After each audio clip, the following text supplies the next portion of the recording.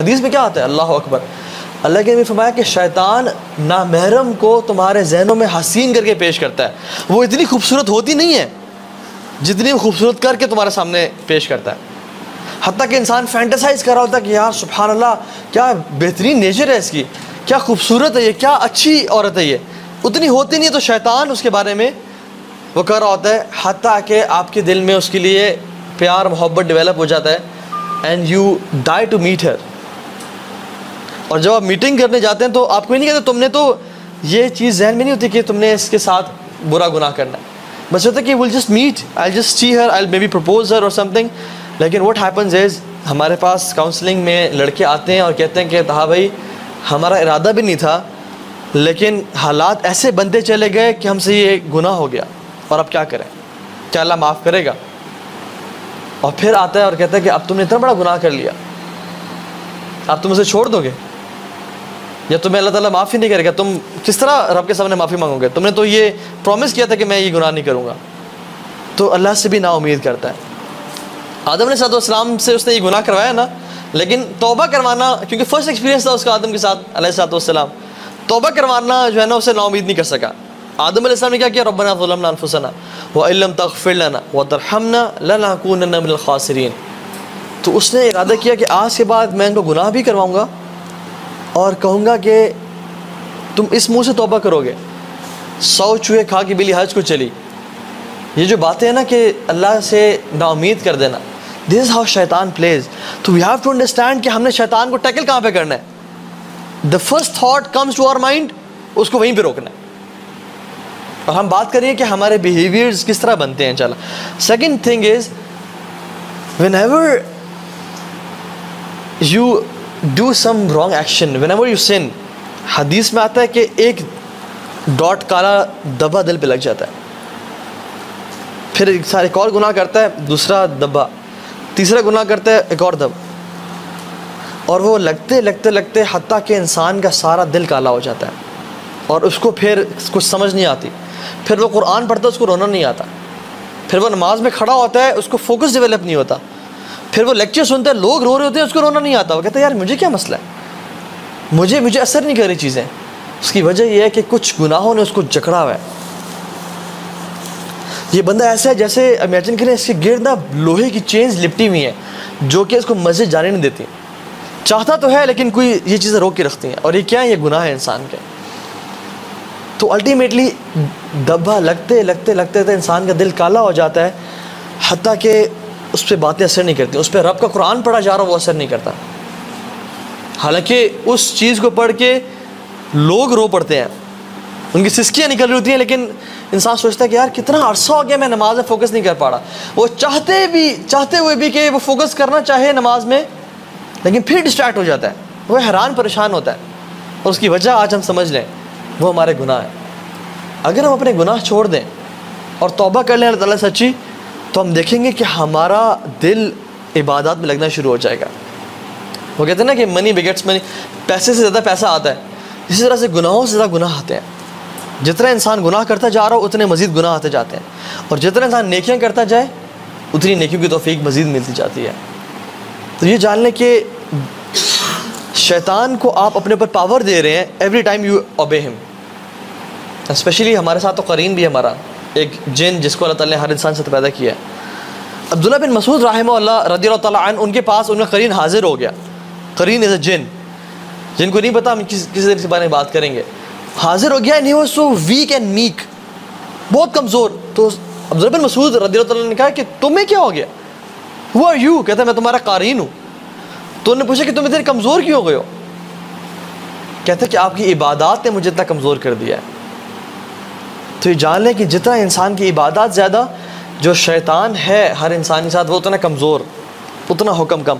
और जितनी इंसान की इबादत कम और गुनाह ज़्यादा, शैतान उतना पावरफुल और स्ट्रॉन्ग हो जाता है, हत्ता कि वो हुक्म देते हैं इंसान को, वो यामुरुकुम बिल फ़ाहशा, कुरान कहता है, वो वसवास नहीं करता, वो यामुरुकुम अमर देता है बिल फ़ाहशा कि तुम ये काम करो। हत्ता कि लोग ऐसे भी आए हैं जो कहते हैं कि हम मस्जिद में होते हैं और हमें कोई ख्याल आता है और हमसे रहा नहीं जाता, हम उठ के चले जाते हैं और वो काम कर देते हैं। लोग ऐसे भी हैं जो कहते हैं कि हम लैपटॉप बंद करना चाह रहे होते हैं लेकिन हमसे बंद नहीं होता। We don't want to go to that place, लेकिन हमसे रोका नहीं जा रहा होता अपने आप को। क्या है कि शैतान इतना हावी हो जाता है इंसान पे, और वो टेम्पटेशंस, डिज़ायर्स इतनी काबू पा लेती हैं उस पर कि वो इंसान रोक नहीं सकता अपने आप को। लेकिन दूसरे लोग कौन है? इन्ना इबादी लैसा लका अलैहिम सुल्तान, कि मेरे जो बंदे ना, अल्लाह ताला कहते हैं कि उन पर तुम्हारा कोई बस ही नहीं चलता, तुम्हारा हुक्म चलता ही नहीं है। ये लोग कौन है? जो अपने आप को ना रोक के रखते हैं। तो या तो अपने आप को रोक के रखें, ये डिसिप्लिन का पेन लें और आगे live the rest of your life as a champion, या तो अभी ये काम कर दें और सारी ज़िंदगी रिग्रेट में गुजारें, एक नदामत और शर्मिंदगी में गुजारें। ठीक है। और ये जो लेक्चर है ना, सबसे पहले मैंने सोचा कि मुझे इस चीज़ की नसीहत है, तो ये जो बात मैं कर रहा हूँ सबसे पहले ये मुझे इसकी ज़रूरत है, ये मेरे लिए, अपने लिए है। क्योंकि जब इंसान बोलता है ना तो उसको सबसे पहली चीज़ जो जा रही होती है उसके अपने दिल में जा रही होती है और फिर बाकियों को अफेक्ट कर रही होती है। सो हर बंदा अपने बारे में सोचे कि मेरे कौन सा पॉइंट है जिसमें मैं लैग कर रहा हूँ और मुझे उसकी इस्लाह करनी है। ठीक है। इसी तरह से अल्लाह सुब्हानहू तआला ने जो आयत जिक्र की ना कुरान में कि वला तक़रबु ज़िना इन्नहु काना फ़ाहिशतन व साअ सबीला, इसके बाद अल्लाह ताला फरमाते हैं वला तक़तुलु नफ्स अल्लती इल्ला बिलहक़, किसी नफ्स को आपने कत्ल नहीं करना, नाहक कत्ल नहीं करना। आप इसकी सेंसिटिविटी को समझें इस गुनाह की, कि अल्लाह ताला ने इस एडल्ट्री, फॉर्निकेशन को पहले जिक्र किया और कत्ल को बाद में जिक्र किया। प्रायोरिटी देखें कि कैसे पहले इसका जिक्र किया और फिर कत्ल का जिक्र किया। कत्ल भी नहीं करना, क्योंकि कत्ल फिजिकल मर्डर है, लेकिन जो जिना है ये स्पिरिचुअल मर्डर है। इंसान अपने आप को मार रहा होता है स्पिरिचुअली। वो देखने में तो जिंदा है लेकिन अंदर से मुर्दा है, और वो इंसान चलो देखने में तो मुर्दा है लेकिन क्या पता उसकी रूह पाक और साफ और वो जन्नतों में सैर कर रहा हो। सो spiritual murder is more dangerous than physical murder itself. कितने ही लोग हैं जो कि चल फिर रहे हैं लेकिन अंदर से वो मुर्दा है। क्यों ऐसा होता है कि जो ये पॉप स्टार सिंगर्स हम ये देखते हैं आजकल, एमी वाइन हाउस को देख लें, रॉबिन विलियम्स को देख लें, सेलिब्रिटीज़, ऑस्कर विनर्स, बिलियनियर्स, ट्रिलियनियर्स, जिनके पास पूरी दुनिया है, लोग इनको टच करने के लिए, इनसे सेल्फी लेने के लिए मरते हैं और चीखते चिल्लाते हैं। ये अपने आप को ओवरडोज ऑफ अल्कोहल से मार रहे हैं, ये अपने आप को सुसाइड करके मार रहे हैं। टोनी स्कॉट को देख लें आप, कितने ही लोग हैं। क्यों? कर्ट कोबेन को देख लें आप, क्योंकि इनका जो अंदर है ना ये मर चुका होता है, इनको ज़िंदगी का मकसद समझ नहीं आ रहा होता। They are living beings, they are everything. सारी ज़िंदगी उन्होंने बॉडी को फीड किया लेकिन सोल को कभी ग़िज़ा दी नहीं, इसलिए वो तड़प तड़प के ना मर जाती है। और जब अंदर से इंसान मर चुका हो फिर उसकी लाइफ जितनी भी अमेजिंग हो ना, जितना मर्जी पैसा और बेशक वो गोल्ड प्लेटेड वॉशरूम्स में कमोड से बैठ रहा हो या उसकी गाड़ी गोल्ड प्लेटेड हो, उसको ज़िंदगी में मज़ा नहीं आता। लेकिन अगर अंदर ज़िंदा है ना तो उसको एक खजूर ही खाने को मिले ना तो उसकी ज़िंदगी अमेजिंग होती है। अल्लाह के नबी को देख लें आप, सहाबा को देख लें। एक सहाबी रोमन एम्परर के पास गए और कहा कि उसने कहा कि तुम क्या मैसेज लेके आए हो? अगर तुम्हें माल चाहिए, दौलत चाहिए तो हम तुम्हें देते हैं, तुम क्या हमसे लड़ोगे आके? तुम क्या मैसेज, तुम इस्लाम के मैसेज हो, क्या तुम चाहते हो? तो कहते हैं कि लिनुखरिजल इबाद बिल इबादतिल इबाद इला इबादत रब्बिल इबाद, कि हम लोगों की ग़ुलामी से निकाल के एक रब की ग़ुलामी में लाना चाहते हैं। ये हमारा मिशन विजन है। और वो थे किस तरह के? उनके हाथ, उंगलियां टेढ़ी हो चुकी थी तलवारें पकड़ पकड़ के, और उनके पास शील्ड्स थी भी नहीं, उन्होंने चमड़े के खिलाफ लपेटे हुए थे। ये उनका हालत थी।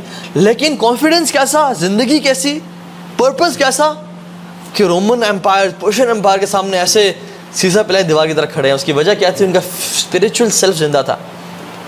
और हम आजकल ऐसे क्यों हो गए? हालांकि मिलियंस में है और बिलियंस में है मुसलमान, लेकिन वो कश्मीर पे हमले करें, जिस पे मर्जी हमला करें, हम हिल नहीं पाते क्योंकि हम अंदर से मर चुके हैं और शैतान ने हमें मार दिया। तो इसलिए सुब्हान अल्लाह ने इसको पहले जिक्र किया, स्पिरिचुअल मर्डर को, और फिर फिजिकल मर्डर को जिक्र किया कि तुम इससे बचना लाजमी, और ये भी बहुत बड़ा गुनाह है। तो you have to see the sensitivity of how Allah सुब्हान अल्लाह प्लेसेस आयत ऑफ कुरान।